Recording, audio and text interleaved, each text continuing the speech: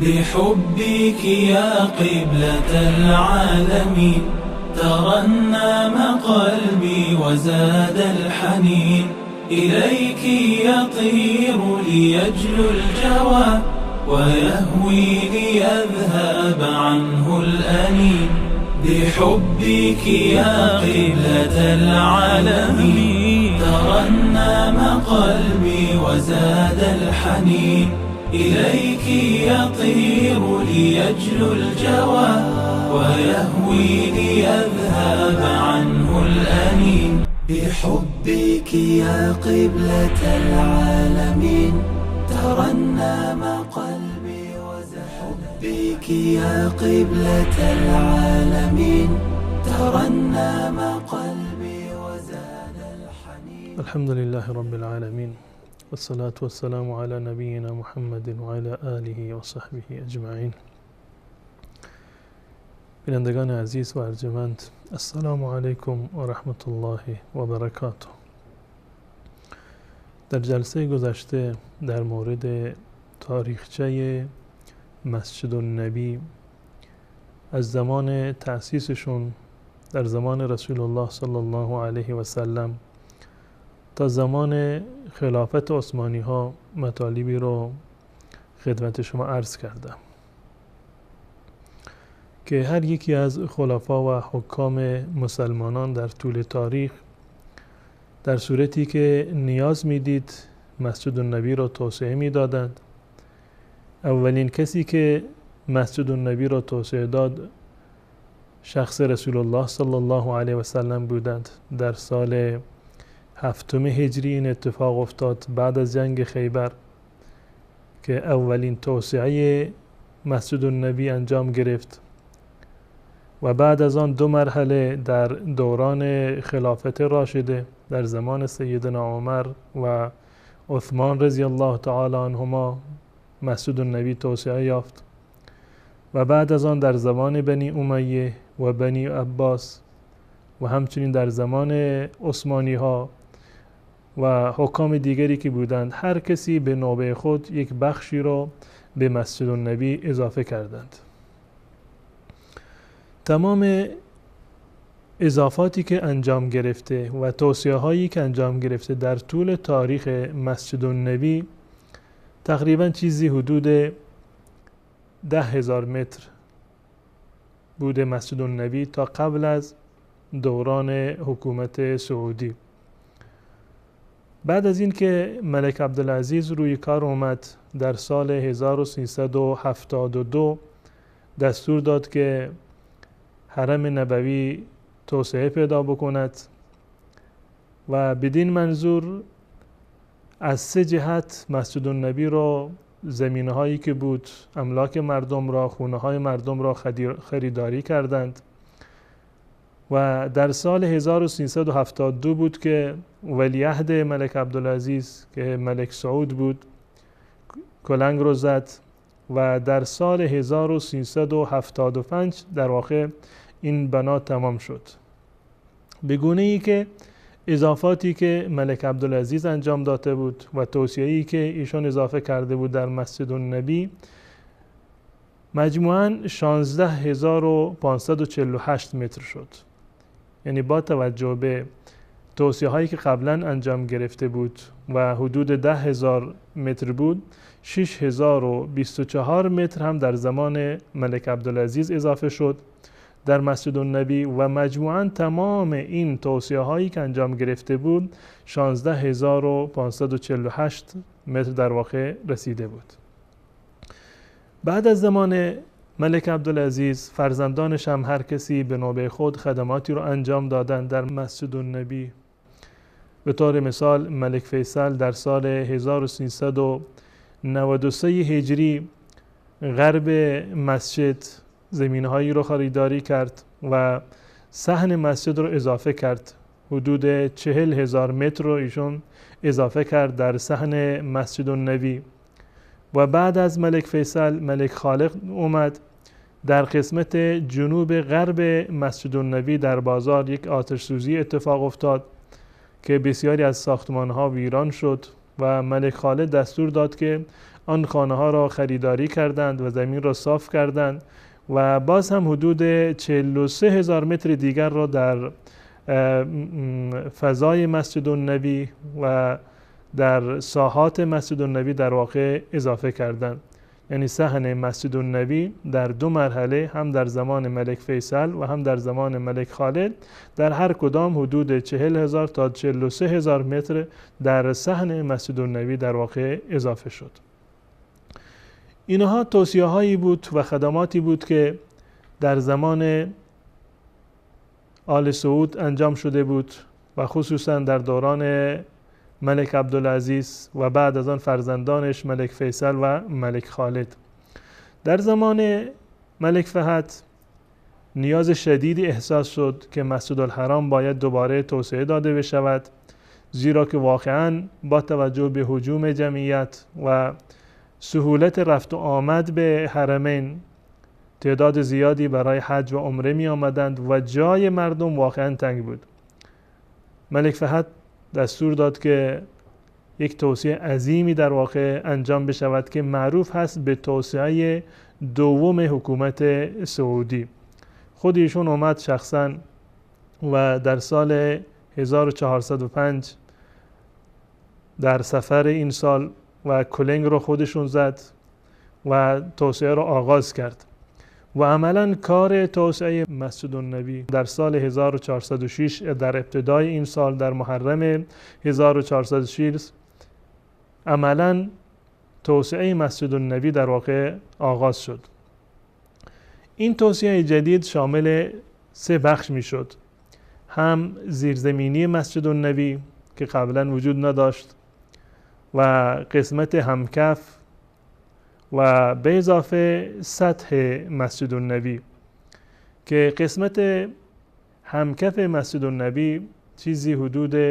82,000 متر در واقع توسعه یافت در زمان ملک سعود و به گونه ای که با این توسعه جدیدی که انجام شده بود و ملک فهد انجام داد، بیشتر از تمام توسعه های گذشته و حتی 5 برابر تمام توسعه هایی که در طول تاریخ مسجد النبی رو اضافه کرده بودند در این توسعه به مسجد النبی در واقع اضافه شد و همچنین اضافه بر این 235,000 متر دیگر در میدانهای مسجد النبی و صحنه‌های بیرونی مسجد النبی در واقع اضافه شد و به صورت کلی مساحت کل مسجد طبقه همکفشون در زمان ایشان به 98,500 متر در واقع رسید و برای اولین بار سقف مسجد النبی به گونه‌ای بنا شد که قابلیت این را داشت که مردم روی سقف بروند و نماز بخوانند. سطح مسجد النبی و پشت بامش حدود 67,000 متر در واقع هست که برای نمازگزاران باز می شود، خصوصا در ماه مبارک رمضان و در ایام و روزهای جمعه و عیدین باز هست و مردم پشت بام مسجد النبی می توانند که بروند و نماز بخوانند. و همچنین ملک فهد مناره هایی رو اضافه کرد در مسجد النبی و 6 مناره بودند. در هر گوشه مسجد النبی 1 مناره رو اضافه کرد، به اضافه باب ملک فهد که 2 تا مناره بزرگ داره و این 6 مناره رو که اضافه کرد، هر یک از این مناره ها تقریبا 104 متر ارتفاع دارند و بالای هر یکی از این مناره های بزرگ هلال برنزی وجود داره که در هر یک از اونها با طلای 24 ایار در واقع آب داده شدند و خود این هلال را 6 متر ارتفاعش هست و هر یکی از این هلال ها تقریبا حدود 4.5 تن هم وزن دارند. این توسعه ملک فهد از سال 1406 آغاز شد تا سال 1414 در واقع ادامه داشت و یک طرح بسیار عظیمی بود که ظرفیت مسجد النبی رو در واقع بسیار افزایش داد. در کنار این منطقه دیگر ایجاد شد برای دستگاه هایی که برای تأمین هوای خنک در مسجد النبی استفاده می شوند. حدود 7 کیلومتر دورتر از مسجد النبی یک منطقه بسیار بزرگی تقریبا حدود 70,000 متر رو اختصاص دادند برای این کار و تأسیسات مسجد النبی در واقع در اونجا قرار دارند. و غیر از این کارخانه سنگی رو هم ایجاد کردند و افتتاح کردند در حدود 20 کیلومتری شهر مدینه منوره که 16 خط تولید دارد. تمام سنگه هایی که در مسجد النبی به کار برده می شوند، اهم از سنگه های گرانیت و سنگه های مصنوعی که ساخته می شود در این کارخانه در واقع تولید می شود. به خاطر اینکه حجم سنگه هایی که در مسجد النبی به کار می رود بسیار زیاد بود، به خاطر این کارخانه رو در واقع ایجاد کردند. این مجموعه و خلاصه از کارهایی بود که در زمان ملک فهد و همچنین دولت سعودی برای مسجد النبی در واقع انجام شده بود. و مواردی دیگر، آماری که در این زمینه هست و در بنای دوم سعودی مد نظر بود این هست که تقریبا 27 قبه وجود دارد در مسجد النبی، قبه های متحرک که اتوماتیک هستند و در هنگامی که نیاز پیدا بشود اینها رو باز می کنند برای تهویه و تغییر هوای داخل مسجد النبی که هر یک از اینها تقریبا 80 تن وزن دارند، هر یک از این قبه های متحرک و برقی هستند. و برای این قبه ها 68 کیلوگرم طلا استفاده شده برای تزیین آنها. و منطقه‌ای که در واقع طبقه همکف هست و مردم در آن نماز میخونند 2174 تا ستون دارد و این ستونها در قسمت بالای هر ستون یک فلزی وجود دارد از مس هست که حدود 1 تن و 600 هزار کیلوگرم مس به کار برده شده. ستونهایی که در زیرزمین مسجد النبی هستند 2554 ستون هستند. مساحت زیرزمین مسجد النبی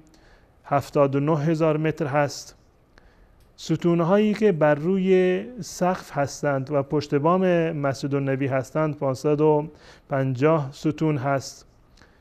و پله برقی هایی که در مسجد النبی به کار برده 4 مورد و 4 قسمت هستند که 2 تایشون در قسمت جلوی مسجد در قسمت قبله هستند و یکی در قسمت باب ملک عبدالعزیز و دیگری در قسمت باب ملک سعود هست.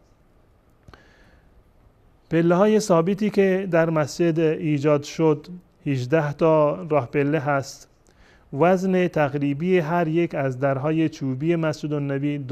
تن هست و تعداد زیادی بالغ بر 500 دستگاه برای مراقبت و دوربین‌های مراقبت و دوربین‌های مداربسته استفاده شده. مساحت صحن مسجد الحرام 235,000 متر هست در این توسعه جدید و همچنین مساحت موردی از این صحن که با گرانیت رنگی در واقع پوشیده شده 45,000 متر هست و صحنی که با سنگه های سفید فرش شده 190,000 متر هست. عمق اساس و پایه های مسجد تقریبا 5 متر هست و نفق و تونیلی رو که از مسجد النبی هست و تا منطقه‌ای که تأسیسات مسجد قرار دارند حدود 7 کیلومتر هست و عرض این تونل 6 متر هست و 6 متر و 10 سانت و ارتفاع تونل 4 متر و 10 سانت هست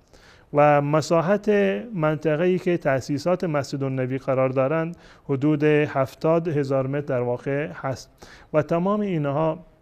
در زمان ملک فهد انجام شده و در زمان ملک عبدالله یک توسعه جدیدی در حال کار هست و آغاز شده و حدوداً 182 تا چتر متحرک در صحن مسجد النبی نصب شد که هر یک از این چترها تقریباً حدود 576 متر رو تحت پوشش قرار میدن به خاطر اینکه نمازگزاران بتوانند در اوج ازدحام بتوانند که زیر این چترها نماز بخونند و بشود که از صحن مسجد النبی در واقع استفاده بکنند. تمام اینها خدماتی هست که در طول تاریخ مسجد النبی در واقع حکومت‌های مختلف، امرا و حکام مختلف اومدند و خدماتی را به مسجد النبی انجام دادند که سرانجام مسجد النبی را من و شما به شکل امروزی می‌بینیم که هر انسان مسلمانی آرزویش این هست که یک روزی بتواند در مسجد النبی و در حرم رسول الله صلی الله علیه و سلم بتواند که نماز بخواند. امیدوارم که الله متعال همه من و شما را به این آرزو برساند و در دنیا و آخرت من و شما را سرفراز و سربلند بگرداند. تا برنامه دیگر و مطالبی دیگر شما را به الله متعال می سپارم و السلام علیکم و رحمت الله و برکاته. بحبك يا قبلة العالمين ترنم قلبي وزاد الحنين إليك يطير ليجلو الجوى ويهوي ليذهب عنه الأنين بحبك يا قبلة